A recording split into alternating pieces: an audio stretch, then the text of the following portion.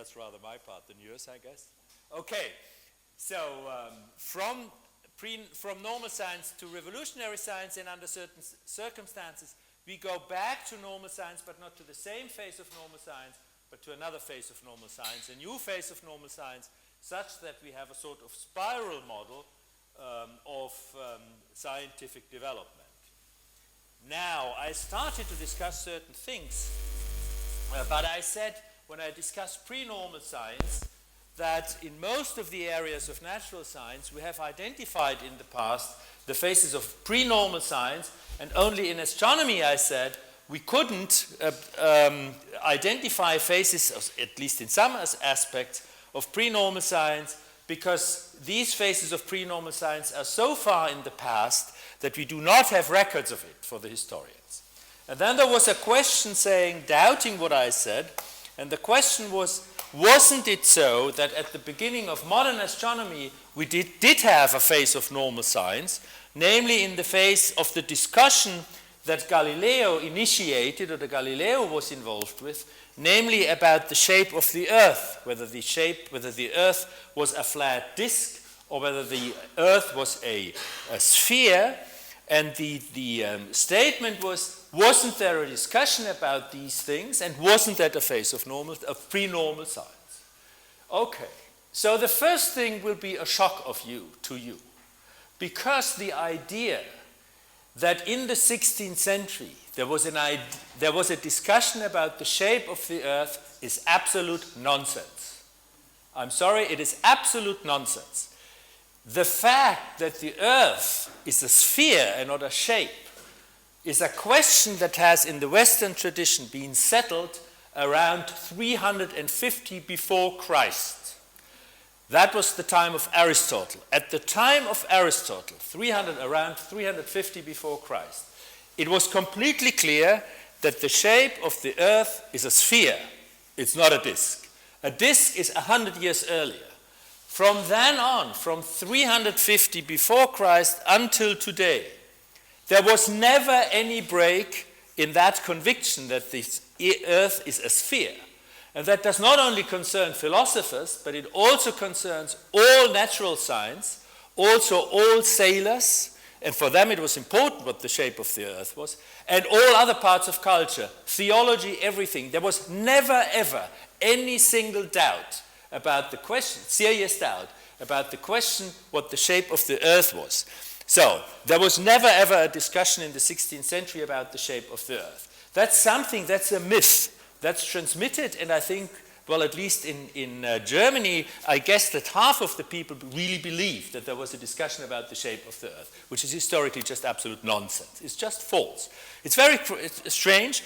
There's now a guy in Berlin who has written extensively, I think he's publishing 5 volumes about the spherical model of the Earth in the history of science and philosophy and culture, and it's absolutely clear, it's absolutely continuous. There are wonderful pictures of the Middle Ages with the Earth as a sphere and people standing up there and hanging down there. So there was never any doubt. So that's the first thing. The second is indeed, in the 16th century, involving Galileo, there was a discussion, a heated discussion, but that was a different discussion. Not a discussion about the shape of the Earth, but whether at the center of the universe, whether there is the Earth or the Sun. That was the question. That was the question between heliocentrism and geocentrism. Heliocentrism meaning the Sun in the center of the Earth, or the Sun or the Earth, center of the world, or the Earth at the center of the world. The older view, the Ptolemaic view, was that the Earth is immovable at the center of the Earth, and all the planets, including the Sun and the Moon, they were planets at that time, including the Sun and the Moon, circling the Earth. The alternative view was not invented by Galileo, but it was invented or made popular by Copernicus in 1543, if I remember correctly. I wasn't present at that time, but I've read it, of course. So, there was a discussion that lasted really from 1543 till something in the later 16th century. And Galileo, who worked in the 1610s, 20s, 30s, he was indeed involved and he defended the Copernican view. There was indeed a discussion and controversy, and there were schools. However, there was no pre-normal science. Why not? Well, that is something you can't know yet, because I'm going to discuss that later. The fact that there are schools is a necessary condition for pre-normal science, but it's not a sufficient condition. There are other phases where there are also schools, namely revolutionary science. And when I come to that, you will see that. So we have schools both in pre-normal science and in revolutionary science. And the fact that we have schools, therefore, doesn't license you to judge, oh, we have a phase of pre-normal science. That's not the case. It could be a phase of revolutionary science. And that was exactly the case in the Galileo case, because we had a phase of normal science during the time when people believed the geocentric model, from Ptolemy on, or even earlier from Aristotle on, that was the model was developed with the Earth in the center, and then people believed from that time on in the model that the Earth is at the center of the universe, and we had normal planetary science during that time. And then we had a revolutionary science, indeed, in the 16th and 17th century, which led then to a new phase of normal science when the heliocentric system was accepted generally. So one has to be very careful in that example, in that sort of question. We had a false presupposition, the idea that there was a discussion about the shape of the Earth, which wasn't the case. There was a discussion indeed, and there were schools indeed, but the schools by themselves are not a reliable indicator for pre-normal science. The schools can also be an indicator for revolutionary science. And in the case of the Copernican revolution, it was indeed an indicator for revolutionary science, because there, as I'm going to tell you sooner or later, we have also schools. Okay, does this answer the question? I hope so. Thank you very much. Okay, so I continue here with the description of the phases and the transitions. This is, of course, how I have to proceed. I told you about pre-normal science with the different viewpoints that people have, and I exemplified that with research on electricity, where there are very different views how you can conceptualize electricity. And then I told you about the transition to normal science. And the transition to normal science, I exemplified you with Bohr's model of the atom, where you could see that Bohr's model of the atom achieved things that no other school could achieve. Achieving things meaning could explain and predict certain phenomena on the basis of that model of the atom that no other model of the atom could explain. And therefore, people started to believe this Bohr's atomic model, and all the people formally defending other atomic models than Bohr's model, then joined Bohr's school because it was absolutely obvious that Bohr got something fundamentally right. Yes? And then people joined the school, and then from 1915 on, then people all working in atomic physics used Bohr's model as the foundation of their science. That was a typical process, and the Bohr's atomic model is a very nice example, but as I said, there are many other cases where we have this transition to normal science, but I exemplified this transition by this particular thing. Then I started to describe normal science, and as you will see, the characteristics of normal science, that is, the specifics of the practice of science, once you have reached a consensus, can be derived from that fact that you reached a consensus. You know, that makes a hell of a difference whether you work in a scientific field where you have a consensus or where you don't have a consensus. And having the consensus really changes a lot, and that makes the difference between the phase of pre-normal science and normal science. I showed you now how the consensus emerges, and now we are teasing out many aspects of science which are really based on that fact that we have this consensus on science. Okay, this is how far I got last time, if I remember correctly. Yes. The consensus about fundamentals of the field provides scientists with a framework of research which they accept. Again, think of Bohr's model. If you ask what does it mean to accept a framework of research, well, it means in this particular case, whenever you talk about atoms, then think of Bohr's model of the atom, right? And whatever question you ask about atoms, you have to answer in terms of Bohr's model. Right? That should be for you as natural scientists quite understandable, and also the economists should be able to understand that. Just think of one of the fundamental theories that you use in economics, whether microeconomics or macroeconomics, and you have a certain framework, and whenever you approach any question, then you say, how does that question relate to that particular framework, right? And that framework is something about which people agree in the face of normal science, and they agree about it not for strange reasons, but because they think this is the right framework, this is the framework on the basis of which we can really solve scientific problems. That's the basic idea. Okay, so far so clear, or any questions in the meantime? All right, so we can continue here. And I describe normal science, the practice of normal science, by 5 different points and various differing lengths. And you will see that I developed this phase of normal science, as I told you before, by a description of the specific scientific practice. That's very important. The phase model says we have different phases of science. And what is the difference between the phases? Well, it is a difference in scientific practice, in the way scientists behave when they do science. So, this was the first point. The second point is now something which made a certain word very popular. For you, it's probably an absolutely normal word, the word paradigm. And the basic idea here is this, that once you ask yourself, what is it precisely that is the basis for the consensus among scientists in normal science? What precisely is it on what they agree? So imagine other cases where you have certain sorts of agreement with people, then you can ask yourself, what is exactly what we agree about? Because you will never agree with anyone about just everything.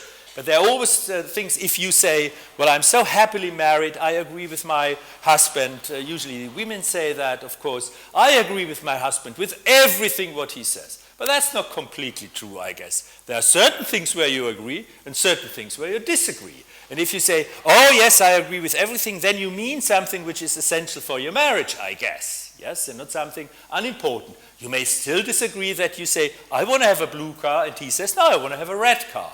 No agreement. But you may agree that you want to have children, or you don't want to have children. More important things, right? So, whenever you have agreement among people, pairs or whatever, or groups or whatever it is, then you can always ask, what is the core content of the agreement? Because the agreement is never total. It's always a partial agreement.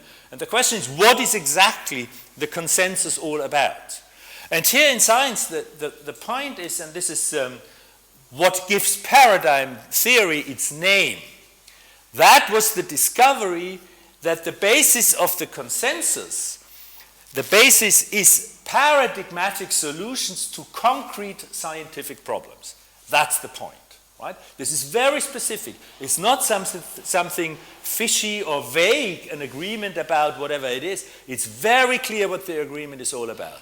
The agreement is paradigmatic solutions about solutions which have an exemplary character. That does the word paradigmatic mean? Solutions to concrete scientific problems. Okay? It's not about a theory, basically. It's not about concepts. It's basically about concrete problem solutions. That's very important, because that's something which is very specific for science, for natural science. This is different from other fields where you have agreement, in religion or in politics, whatever. There are very big differences between these agreements that you have in other areas, because the agreement in science, and also in philosophy, by the way, the agreement in science is about specific, concrete problem solutions. Just imagine the Bohr's case. It was quite clear what the problem of atomic theory was. Namely, why are atoms stable? And secondly, why do atoms, if you have gases, emit light in the form of very sharp spectral lines? And you have a pattern of spectral lines, and the question is, why does a specific atom produce a specific pattern of spectral lines? This is a very concrete scientific problem. And Bohr's model was accepted because it solved these two very specific problems. Right? It's not about concepts or general theories. The agreement was, and also the success of Bohr's model in science was why people joined the school then, or Bohr's model, was exactly because of that concrete solution to very concrete scientific problems. They form the core. And this is something which is really a great insight of paradigm theory, because if you think probably what you heard by scientists typically speaking about science, the general idea that has been around now for several hundred years, honestly for several hundred years, was that scientists agree about the scientific method. That is the general idea that usually say, oh, what's specific about science? Oh, they use the scientific method. That's the general idea. And that has proven to be false, because there isn't really a thing like the scientific method. I'm not going to discuss that here in great detail at the moment. I'm just saying you, here is the alternative view. And the alternative view says, no, the agreement is not about the scientific method, which would be something very abstract, right? Would be something, well, whatever it is. Well, I don't know what the scientific method is, but at any rate, the paradigm theory says, no, concrete problem solutions to problems that are universally accepted, right? It was quite clear, whatever your model of the atom is, you've got to say something about the stability of atoms, and you've got to say something about the way atoms are able to produce discrete spectra, electromagnetic spectra. You had to explain that, right? That was quite clear. And here's a solution. Bohr's model is a solution. And that means that basis of the consensus about what happens then in normal science when people do research is the acceptance of these paradigmatic solutions, which are solutions to very concrete scientific problems and not something abstract like scientific method or theories or something. That's the core of the consensus. That's very important. And I think it's a very important insight, which you can immediately see when you look at your training in natural science. Your training in natural science is, of course, you hear lectures and many other things, but of course, one of the main things where you learn most is when you solve concrete problems. And you solve the concrete problems by modeling them after problem solutions that were presented to you. I come back to this point in a minute. Okay. So, this is now the third point about the practice of normal science, which I already hinted at, namely that the research activity is implicitly governed by the paradigms. Okay? What does that mean? Well, that means the following. Implicitly means it is not explicit. When you solve a research problem, usually you do not have an explicit set of rules, right? Saying, follow this rule and do it in the following way. When you cook something and you use a cookbook, then you get a set of rules, right? Explicitly. And every idiot can cook, more or less, right? As soon as you can read and can taste, then you can cook, okay? A little practice is better, of course, because you want to eat what you produce as well. But basically, it's just follow the rules there. If you've got a good cookbook, if the cookbook is bad and says add some salt, and you say, oh, that's probably a pound or something, right? That's usually too much, okay? There are recipes where you need 3 kilos of salt, right? If you have a chicken in a salt mantle, for instance. Okay, I'm going off the wrong track now. Okay, let's go back. Have I told you now that I'm a cook as well? No, I haven't. Okay, that's fine with you. It's of no interest for you. Okay, so the point is here that the way you get instructions is not completely explicit, such that you simply hear the instructions, understand them, and then you follow them, But the point is, the sort of instructions you are getting is implicit. It is implicit in the following sense. Now, let's return to Bohr's model. Say you are interested in the following phenomenon, which is a phenomenon which is highly interesting. When you have the spectrum of light of atoms, you not only have this pattern that you have lines. Here is lambda, okay, the wavelength, say of hydrogen or whatever it is. But the point is, if you have a very good spectrometer, what you find is that sometimes there are two lines very, very close to each other, right? When you measure the spectrum, then you see sometimes two lines or three lines very, very close to each other. And if you look very closely, you don't see that. If you look at the spectrum of hydrogen and you have an average spectrometer, you see just the lines, and there are a certain wavelength, and then you want to know the wavelength lambda 1 and lambda 2 and lambda 3, and you want to have a formula for that, and then you want to derive that from the model of the atom. So once you know this phenomenon, that we have these double spectral lines, the advice you get from Bohr's atom is, well, try to make sense of these very close spectral lines in terms of Bohr's atom, right? This is not very explicit when I say to you, come on, make sense of it in terms of Bohr's model of the atom. Well, you don't really know what to do. You're going to say, okay, here I have Bohr's atom, and I have the electrons traveling around. How shall I do that? What's possible? You know, how could I do that? How could I have two spectral lines produced here very, very closely? And you may, for instance, come to the following idea, which is not explicitly given, but it's something you have to create. You say, okay, the atom works like that. I have the core, and then I have the electrons here, and the electrons circle somehow the atom. Couldn't it be, like in the planetary motion, that the electrons around the center not only have completely circular movements, but couldn't they also have some sort of elliptical movements, right? And an electron on an ellipse has a slightly different energy content than an electron traveling on a circle. And then you say, okay, look at that. If we had this situation with two sorts very closely related of that electron, possibilities how the electron can circle the nucleus, that would make a small difference in energy that they have, such that the electron comes from here down to this orbital, or it comes from here, from this one.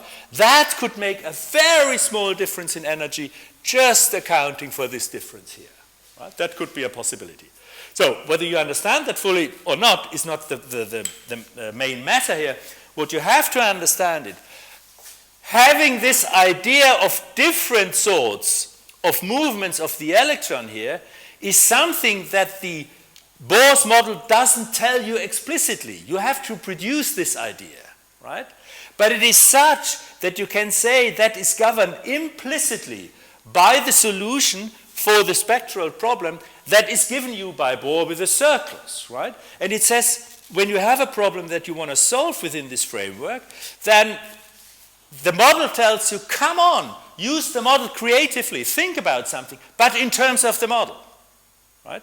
So it is implicit, you are implicitly, the research is implicitly governed by the paradigms. So normal science is not something which is boring, right? Because you have rules. No, it's not boring, it's highly creative. And for instance, this was indeed one of these problems that were solved from 1915 on exactly in this way. That people thought, oh, does Bohr also admit of orbits of the electrons that are not circles but ellipses? Yes, it does admit so. And then there were further corrections that people thought, oh, that means the electron is much faster here in the ellipse. It's much faster here when it's here nearer to the center than further from the center. Oh, we can have a correction. We can have a correction term here because we can use special relativity. Well, for some reasons, because so we have different speeds here, and then we have further correction. Oh, we can get further lines here, and indeed we can observe further lines, right? So that is what is meant by having a model as a framework. It tells you if you have a research problem, you have to translate the research problem into the model somehow, right? I mean, I guess that quite some of your own work in your research has this sort of character. You are given a general framework and a model, and then you say, apply that to your work. And the application is not explicitly given. You know? It's not just following a set of rules, a to-do list. Like when you start, say, an airplane, then the pilot goes through a to-do list, right? Goes through a to-do list. I once saw that really. The pilot has a list and then putting his finger number 1, looking, okay, then number 2. That's an explicit rule. Like a cooking recipe, you get an explicit rule. But in science, you do not get an explicit rule, but you get an implicit way, an implicit order, so to speak, what to do. And that is what is meant here. The research activity is implicitly governed by the paradigms. And they function as exemplars of successful research. So you look at Bohr's example of his solution to the hydrogen problem, and you say, that's how it must be done. Well, that's not an explicit way to teach you how to do it. It's just, you know, what you have to do must look similar to what Bohr has done. Which is not an what does it mean that it must look similar? You have to use your brain, right? You've got to come up with an idea. For instance, you've got to come up with the idea, why only circular motions of the electrons? Why not also elliptical motions? And then you say, okay, let's apply that, and then use it. And then you see immediately, oh yes, that's a modification of the model, but this is really within the idea of Bohr's model of the atom, and you are then using, and if you get a solution here and can calculate this spectral the specific property of the spectrum, then you can say that, yes, I did it like Bohr. I just modified it a little, and Bohr's solution, concrete solution, was an exemplar of my research. Okay? So, that's the idea of paradigm theory in this respect. The concrete practice during normal science, not during necessarily during pre-normal science or during revolutionary science, is a form of research where the researchers have models of research in their mind. You know? They know how to do it from certain exemplars, which you then say, I got to do my research similar to that. And that's not an explicit order how to do research, it's an implicit way of doing it. And therefore, because of that implicit character, science is a creative, also during normal science, is a very creative activity. It's not just following the rules of a cookbook. And that makes science thrilling and difficult. Okay? All right, that's the third aspect, okay, of normal science. Now we continue a little more, and now comes a point which is quite surprising, really surprising, and it has been in the literature very badly misunderstood. And I'm going to explain that to you because it also shows the creativity of the inventor of paradigm theory, because it's a very, very good perceptive insight. And what is said here is very surprising at first sight, but I'm going to develop that to you, namely that research has analogies to puzzle solving, right? And what sort of puzzles are meant here? Chess puzzles, you know, checkmate in 3 moves, right? You see them in the newspapers, typically on Friday or Saturday, right? And you get the solution next week. Or crossword puzzles, all right? You have to fill in the words. Or Sudoku puzzles, okay? And also, of course, these puzzles in the almost literal sense where you have wood pieces, right? And you have to put them together and you get 200 wood pieces, and in the end you get a Leonardo da Vinci painting or whatever it is, right? Or the Kuala Lumpur towers or whatever it is. So when you're very brave, then you buy a puzzle with 5,000 pieces, and you solve them during your Christmas break and don't talk to your family, right? And they never, ever give you as a gift such a puzzle again, right? Because if you are really a puzzle addict. Okay.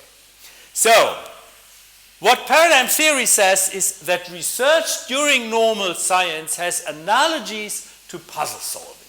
And this is very, very surprising and sounds extremely strange.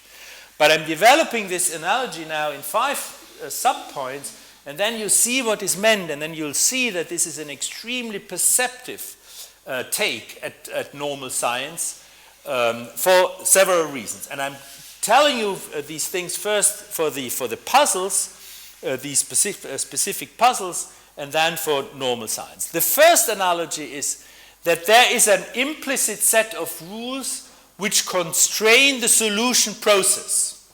Let's take this part first. There is a set of rules which constrain the solution process. Now look at puzzles. Take a chess puzzle, right? And the order is check in 3 moves. Now there is an implicit rule how to solve that. Well, the explicit one is, of course, you have to use the moves allowed in chess, right? You don't have to move somehow. And also, it is not allowed to say, oh, this pawn here, I don't like it, I take it away, right? That's not allowed.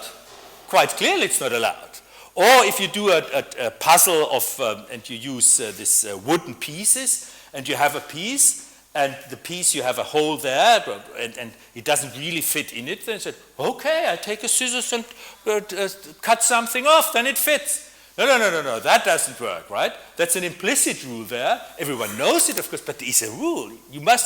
There are certain things that's clearly forbidden, right? So there are implicit rules which constrain the solution process. So you must not solve the chess problem by removing the other queen or something like that, but that constrains your solutions, right? That there are certain constraints for the solution. So this is the same in normal science. Say you have a problem in atomic physics, and you work on the basis of Bohr's atomic model, then it is quite clear that one of the rules is the atom consists of a nucleus in the center, right? A heavy nucleus in the center, and of some light electrons circling or moving around the center. This is something you must not touch, because otherwise you would leave Bohr's model, right? This is a constraint to the solution. You must not come and say, oh, I'm solving some problem here, but there is no nucleus in the center. No, I dislike it, I hate these positive charges. That you can't do, right? Then you are not solving a problem in the framework of Bohr's model, but you do something else. And that's the same in these puzzles. There are sets of rules which constrain the solution process. They are given by the sort of puzzle you are dealing with, in the case of puzzles, and they are described by the sort of model you are using when you do normal science. The same holds for the criteria for the identification of a completed solution. This is also very important, very often overlooked. When you do, well, let's go to the puzzles first.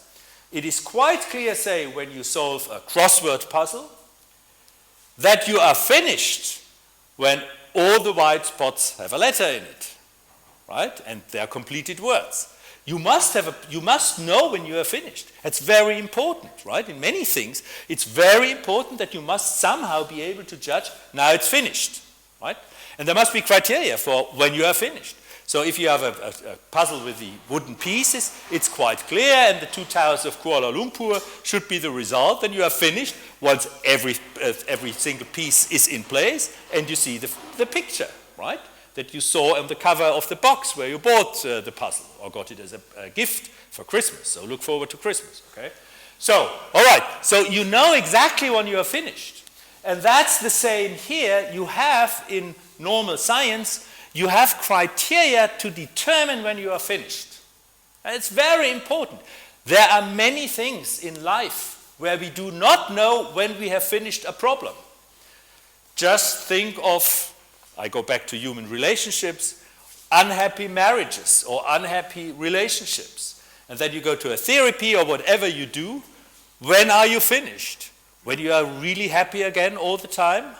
24 hours a day? Well, perhaps not, right? So when are you finished with that problem? Or look at political problems. Look at Israel and its neighbors, right? To use very neutral language, whoever the neighbors are. Now, if you ask, they have conflicts, obviously, okay. So what would happen that you say, now it's really finished? When we have a state of Palestine? Perhaps, but if they're still at war, has the problem then be solved? I don't know. It's very difficult to say when a problem has been solved and finished. That's so wonderful about puzzles. You know exactly once you have finished. That's so wonderful about soccer and football and all the other sports. You know exactly when you have finished. Because in real life it goes on and on and on and doesn't finish, right? Therefore real life is so exhausting, right? Because you have a problem, you want to solve it, and you don't know when you have finished it. But you simply don't know because there is no natural end to it. But in games, there's a natural end in it, and that's, by the way, one of the motivations why we play games, because it's so wonderful, you know, when it's finished.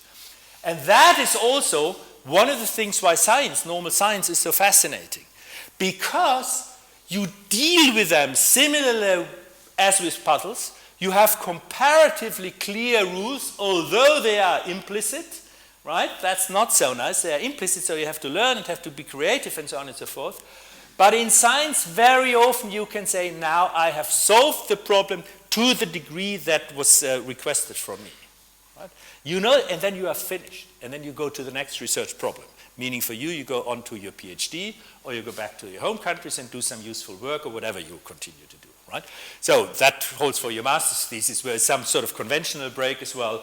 But for those who do not master thesis but work freely in science, that's one of the wonderful things. Once you have a research tradition like Bohr's model or whatever it is in any other field as well, then you usually know when a problem has been solved and finished. It's not absolutely clear in many cases, but in a crossword, it's very similar to these puzzles where we have, where we can identify when a problem has been solved. Right? And this is, as I said, in comparison to many, many problems that we usually have in the world with ourselves and with others and whatnot, that it's not clear when a problem has really been solved and you are allowed to go to the next problem. But that's something which gives a very clear sort of playing ground, both for the puzzles and for normal science. So this is the first analogy, and you see already, although this is only, 2 lines, it's a rather rich analogy that you have here between the existence of a set of rules, implicit set of rules which constrains the solution process, and that there are criteria for identification of completed solution. That's already a fairly rich analogy between puzzle solving and the practice of normal science. Okay, here's the next one. Where are we with the time? Oh, why don't I make the break here? Then you can think about that. And if you have solved the problem of the break, which means in 8 minutes or something, then you come back.